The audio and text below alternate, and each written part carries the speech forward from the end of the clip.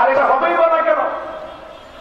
ইসলাম ধর্মের পয়গম্বর মুহাম্মদ আরবি সাল্লাল্লাহু আলাইহি ওয়াসাল্লাম ইরশাদ করেছেন, আবু দাউদ শরীফে বিশুদ্ধ সনদের মাধ্যমে বর্ণিত হাদিস, আলা মান যালামা মুআহিদান আন তাকাসাহু আও কাল্লামাহু ফাওকা তাআতিহি ফাআনা হাদিদুহু ইয়াওমাল কিয়ামাহ। বিশ্বনবী রাহমাতুল আলামিন সাল্লাল্লাহু আলাইহি ওয়াসাল্লাম ইরশাদ করতেছেন, আমার উম্মতেরা, মুসলিম অধ্যুষিত এলাকায়, মুসলমানদের বসবাসের এলাকায় যে সকল সংখ্যালঘু অমুসলিমরা বসবাস করবে, যে সকল সংখ্যালঘু অমুসলিমরা বসবাস করবে, খবরদার খবরদার, আমার উম্মত মুসলমান সংখ্যালঘু অমুসলিমদের উপর কোনদিন তোমরা নির্যাতন করবে না, জুলুম করবে না, অন্যায় করবে না।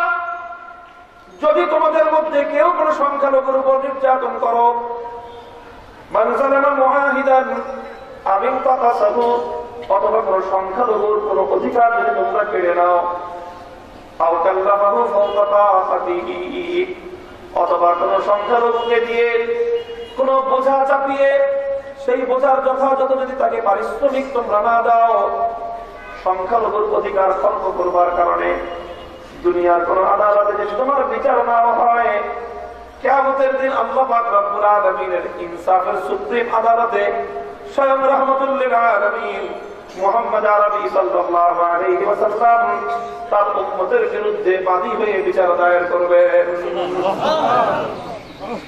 এটার নাম হলো ইসলাম, এর নাম হলো ইসলাম। ইসলাম শুধু মুসলমান নয়, পৃথিবীতে কেবলই মুসলমানের তরে আসেনি গো ইসলাম, কেবলই মুসলমানের তরে আসেনি গো ইসলাম। যারা ইসলাম সম্পর্কে মানুষের মধ্যে ভীতির সঞ্চার করে, অনেক মানুষ আছে ইসলাম সম্পর্কে মানুষের মধ্যে ভুল ধারণা জন্ম দেওয়ার চেষ্টা করে। তারা বলে রাষ্ট্রীয় পর্যায়ে যদি ইসলাম কায়েম হয়ে যায় তবে দেশে কোনো সংখ্যালঘু থাকতে পারবে না।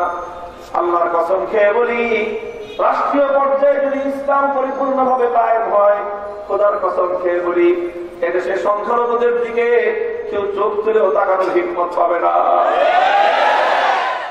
ইসলাম সর্বপ্রথম আল্লাহর জমিনে সংখ্যালঘুদের, অমুসলিমদের বৈধ অধিকারগুলো কায়েম করেছে। শুধু অধিকার কায়েম করেছে তাই নয়, বরং মানবতার চরম পরাকাষ্ঠা আল্লাহর জমিনে ইসলাম প্রদর্শন করে পৃথিবীতে ভিন্ন জাতি, ভিন্ন মতাবলম্বীদের প্রতি উদারতার যে আদর্শ ইসলাম কায়েম করেছে, আজ পর্যন্ত পৃথিবীতে এর কোন দৃষ্টান্ত কেউ দেখাতে পারবে না। ইসলাম নামটাই তো রেখেছে কত সুন্দর। মুসলিম এলাকায় যে সকল অমুসলিমরা বসবাস করে, ইসলামের পরিভাষা হলো তাদের জন্য জিম্মি। তাদেরকে ইসলাম বলে জিম্মি। কি বলে? জিম্মি বলে। এটা ইসলামের আরবি পরিভাষা। এই পরিভাষার মধ্যেই তো কি চমৎকার সৌন্দর্য রয়ে গেছে। জিম্মি কেন বলে? জিম্মি শব্দটা আরবি শব্দ জিম্মা থেকে এটা বের হয়েছে। জিম্মা তো বুঝেন, জিম্মা তো আমরাও বলি। কোর্টে আপনি একটু জামিন চাইতে দেবেন, তখন কোর্টের কাছে আপনাকে বলতে হবে আপনি কার জিম্মায় জামিন চান। তখন বিচারক লিখে দিবে অমুককে অমুকের জিম্মায় জামিন দেওয়া হলো। জিম্মা মানে কি? অমুককে অমুকের দায়িত্বে সুপর্দ করা হলো। জিম্মা মানে হলো দায়িত্ব। মুসলিম এলাকায় যে সকল অমুসলিমরা বসবাস করে তারা কারো দায়িত্বে থাকে। কার দায়িত্বে থাকে? আল্লাহর কোরআন বলতেছে, ইসলাম বলতেছে শুধুমাত্র মুসলমানদের দায়িত্বই নয়, শুধুমাত্র মুসলমানদের শাসকের দায়িত্বই নয়, শুধুমাত্র মুসলমানদের বিচারকের দায়িত্ব নয়, শুধুমাত্র মুসলমানদের রাষ্ট্রপতি প্রধানমন্ত্রীর দায়িত্ব নয়, বরং মুসলিম এলাকার বসবাসরত প্রত্যেকটি অমুসলিম স্বয়ং আল্লাহ এবং তার রাসূলের জিম্মায় থাকে। ফালা তুগফিরুল্লাহ ফি জিম্মাতিল্লাহি ওয়া জিম্মাতি রাসূলিহি, ফালা তুগফিরুল্লাহ ফি জিম্মাতিল্লাহি ওয়া জিম্মাতি রাসূলিহি। আল্লাহ রাসূল বলেছেন, খবরদার খবরদার, কোন অমুসলিম সংখ্যালঘুর উপর নির্যাতন করবে না, কোন হিন্দুর দোকানপাট লুটপাট করবে না, কোন বৌদ্ধের বাড়ি ঘরের মধ্যে অগ্নিসংযোগ করবে না, কোন হিন্দু বৌদ্ধদের উপাসনালয় মন্দির অথবা প্যাগোডার উপর আক্রমণ করবে না। কারণ যদি তোমরা করো তাহলে এটা দুনিয়ার কোন মানুষের গায়ে আঘাত লাগবে না, এই আঘাতটা লাগবে স্বয়ং আল্লাহ এবং তার রাসূলের গায়ে। আল্লাহর সঙ্গে খিয়ানত হবে, আল্লাহ রাসূলের সঙ্গে খিয়ানত হবে। যারা সংখ্যালঘুদের উপর নির্যাতন করবে, এতে আল্লাহ এবং তার রাসূলের সঙ্গে খিয়ানত হবে। আল্লাহ রাসূল বলেছেন, খবরদার খবরদার আমার উম্মত, তোমরা কোশ্চিন করো আল্লাহ এবং তার রাসূলের সঙ্গে খিয়ানত করবে না। আমার নবী যখন মৃত্যু সজ্জায় শায়িত, আল্লাহর পয়গম্বর যখন মৃত্যু সজ্জায় শায়িত, জীবন মৃত্যুর মাঝামাঝি কিছুক্ষণ পর আল্লাহর পয়গম্বর চিরতরে বিদায় নিয়ে চলে যাবেন। মৃত্যু সজ্জায় শায়িত অবস্থায় উম্মতের প্রতি আখিরি যে নসিহতগুলো করেছিলেন, জীবনের শেষ ওসিয়তগুলোর মধ্যে আল্লাহর পয়গম্বরের একটা ওসিয়ত ছিল নামাজের ব্যাপারে, আর একটা ওসিয়ত ছিল সংখ্যালঘুদের ব্যাপারে। খবরদার আমার উম্মতেরা, তোমাদের এলাকায় বসবাসরত কোন সংখ্যালঘুদের সঙ্গে তোমরা দুর্ব্যবহার করবে না। এর নাম হলো ইসলাম। এই হলো ইসলামের উদারতা, এই হলো ইসলামের সৌন্দর্য। মুহতারাম হাজিরিন, ইসলামের এই সৌন্দর্যের কথা শুধুমাত্র কিতাবে আছে, প্র্যাকটিসে নাই তাও নয়। আলহামদুলিল্লাহ, ইসলাম তো এমন এক ধর্ম, কোন কথাই শুধুমাত্র মুখে বলে ক্ষান্ত করে নাই। আল্লাহর কোরআন যা কিছু বলেছে, আল্লাহর নবী যা কিছু বলেছেন, মুসলমানরা অক্ষরে অক্ষরে সেটা বাস্তবায়ন করে পৃথিবীতে তার নজির কায়েম করে দেখিয়েছে। চলুন ইতিহাসের কিছু পাতা উল্টাই। মিশর পৃথিবীর ইতিহাসের অন্যতম ঐতিহ্যের নগরী মিশর। বিজয় হলো খলিফাতুল মুসলিমিন ওমর বিন খাত্তাব রাদিয়াল্লাহু তাআলা আনহুর যুগে। মিশর বিজয়ী মহাবীর আল্লাহর পয়গম্বরের বিশিষ্ট সাহাবী হযরত আমর বিন আস রাদিয়াল্লাহু তাআলা আনহু মিশরকে যিনি বিজয় করলেন, মিশর বিজয়ের পর খলিফার পক্ষ থেকে আমর বিন আসকে মিশরের গভর্নর নিযুক্ত করা হলো। গভর্নর আমর বিন আস ওয়ালিয়ে মিশর দায়িত্ব পালন করছেন। মিশরের গভর্নর হাউসে বসে আছেন, হঠাৎ শুনতে পেলেন বহু মানুষের হট্টগোল। মনে হচ্ছে হাজার হাজার মানুষ যেন কোথাও যাচ্ছে। বাইরে বেরিয়ে আসলেন হযরত আমর বিন আস, এসে দেখলেন যে হাজার মানুষ নয়, যেন লক্ষ জনতার মহামিছিল। কোথাও যেন তারা কোন উদ্দেশ্য সাধনের জন্য চলেছে।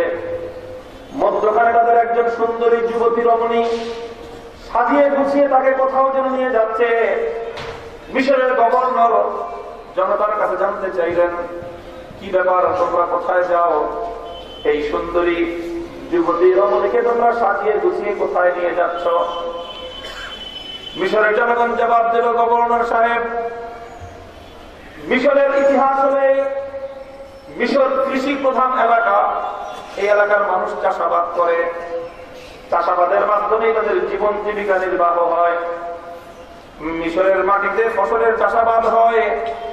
এই ফসলের চাষাবাদের জন্য এখানে পানির সেচ দেওয়ার প্রয়োজন হয়। এই পানির সেচ আসবে থেকে মিশরের পাশ দিয়ে প্রবাহিত হয়ে গেছে নীল দরিয়া। ওই নীল দরিয়ার পানি দিয়ে এখানকার মাটির সেচ হয়। মাটি সেচ হওয়ার পর ফসল হয়। সেই ফসল ফলায় মিশরের মানুষের জীবন জীবিকা নির্বাহ হয়। কাজে নীল দরিয়ার পানি ছাড়া মিশরের মানুষের জীবন চলতে পারে না। আজ কিছুদিন হলো নীল দরিয়ার পানি শুকিয়ে গেছে, নীল দরিয়ায় এক ফোঁটা পানি নাই। কাজে এখন আমাদের পানির দরকার।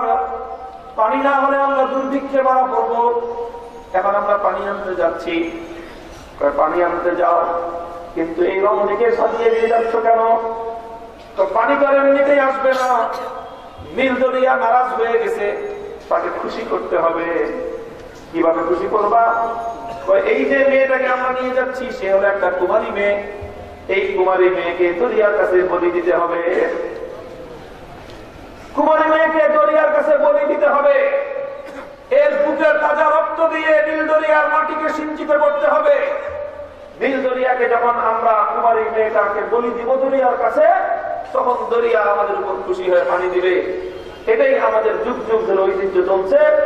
যখনই নীল দরিয়ার পানি শুকিয়ে যায়, তখনই আমরা এভাবে একটা কুমারী মেয়েকে বলি দেই, তারপরে দরিয়া আমাদেরকে পানি দেয়। হযরত আমর বিন আস রাদিয়াল্লাহু তাআলা আনহু সব কথা শুনবার পর প্রশ্ন করলেন, বুঝলাম নীল দরিয়ার পানি ছাড়া তোমাদের জীবন চলবে না। দরিয়ার পানি শুকিয়ে গেছে, সব বুঝলাম পানির প্রয়োজন, কিন্তু একটা প্রশ্নের জবাব তোমরা আগে আমাকে দাও, যেই মেয়েটাকে তোমরা নিয়ে যাচ্ছ সেই মেয়েটাকে যে তোমরা বলি দিবে, তার রক্ত তোমাদের হাত রঞ্জিত হবে, আল্লাহর মাটিতে তার রক্ত ঝরবে, এই মেয়েটার কি অপরাধ, কোন অপরাধে তোমরা তার রক্ত দিয়ে আল্লাহর জমিনকে রঞ্জিত করবা, সেটার জবাব আগে দাও। মিশরের জনগণ জবাব, কোন জবাব তো নাই, মাথা নিচু করে বলবে। মাথা নিচু করে বলতে লাগলো যে না, মেয়েটার তো কোনো অপরাধ নাই, সে একজন নিরপরাধ নিষ্পাপ মেয়ে, কিন্তু তাকে এই ধরনের নিরপরাধ মানুষকে হত্যা করা ছাড়া তো আমাদের পানি আমার কোনো বিকল্প ব্যবস্থা নাই।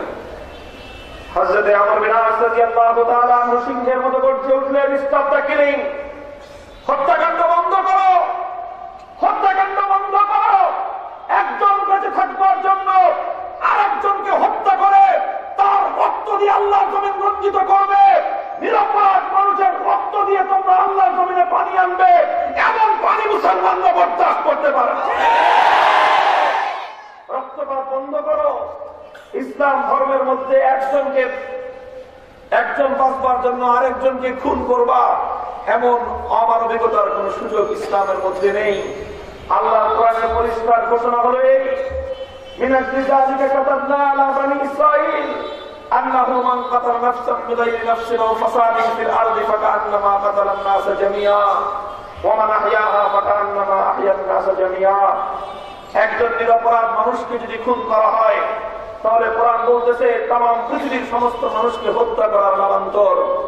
আর একজন নিরপরাধ মানুষকে হত্যাকাণ্ড থেকে মুক্ত করা, তাকে তার জীবন রক্ষা করা, তামাম পৃথিবীর সমস্ত মানুষের জীবন রক্ষা করার সমপরিমাণ সওয়াব।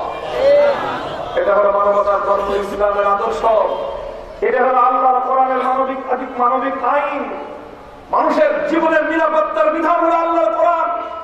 হযরত আমর বিন আস বললেন, তোমরা আগে কি করেছো সেটার জবাব আমি দেব না।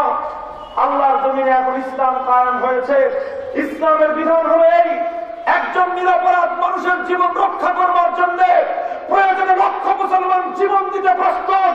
হাজার যুবক মুসলমান নিজেদের তাজা রক্তে আল্লাহর জমিন বঞ্চিত করবে, শাহাদাতের বন্যা বইবে, কিন্তু খোদার জমিনে কোনো অন্যায় হত্যাকাণ্ড মুসলমানরা বরদাস্ত করতে পারে। কাজেই যে মুসলমান একটা নিরপরাধ মানুষকে রক্ষা করবার জন্য লাখো ভাই জীবন দেয়, লক্ষ যুবক রক্ত দিতে যে ইসলাম শিক্ষা দেয়, সেই ইসলামের দেশে নিরপরাধ মানুষকে হত্যা করবা, ইসলামের গভর্নর কোনদিন তার অনুমতি দিতে পারে না। তারা বললো ঠিক আছে, হত্যা করবো না, বলি দিব না, তাহলে পানির ব্যবস্থা করেন। পানির ব্যবস্থা করেন আপনি।